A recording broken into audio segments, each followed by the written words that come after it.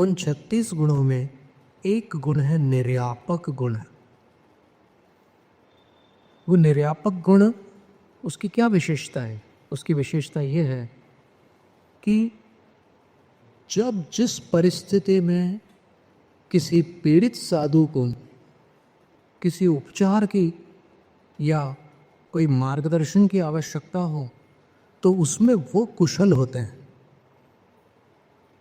हमने जबलपुर में एक माँ के मुख से सुना था कि नैनागिर में जब एक मुनि की संलेखना हो रही थी तो उस समय आचार्य महाराज अचानक उस कक्ष में पहुंच गए। तो वहाँ जो सेवा में नियुक्त करते हैं आचार्य श्री हमेशा उनके पास, तो वो संयोग से बाहर गए हुए थे। और बाहर इसलिए गए थे कि उनका जो कफ का पात्र था उसको बाहर जाकर के खाली करना था। तो आचार्य श्री जब पहुंचे तब उनको दोबारा कफ आने लगी, तो फिर आचार्य श्री ने अपने हाथ में वो कफ ले ली। एक ब्रह्मचारी ललितपुर में ग्रीष्म काल में, यहाँ जैसे गर्मी बढ़ रही है अभी, आप लोग कूलर पंखे वगैरह में बड़े आनंद से जी रहे हो, तो उस समय एक ब्रह्मचारी प्यास से आकुल व्याकुल हो गया। रात का समय था, एकदम तड़प रहे थे। आचार्य को आभास हुआ कि किसी को पीड़ा है।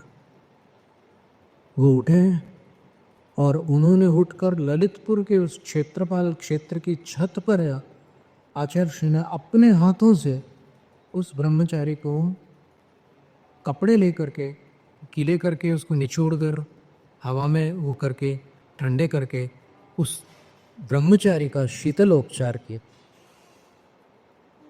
इसी प्रकार एक मुनिराज बीमार थे तो उनके पैर दबाने लगे आचार्य श्री, तो उनकी आंखें बंद थी, बहुत बुखार था, वो मना कर रहे थे कि मत दबाओ मेरे पैर, तो भी रुके नहीं। तो उनने जैसे आँख खोली ऐसे चौंक कर, अरे आचार्य श्री आप? बोले तुम्हारा स्वास्थ्य ज़्यादा खराब था इसलिए मुझे लगा। तो ये दूसरों की पीड़ा को हरने वाला जो गुण होता है आचार्य परमेष्ठी का, प्रत्येक आचार्य निर्यापक होते हैं।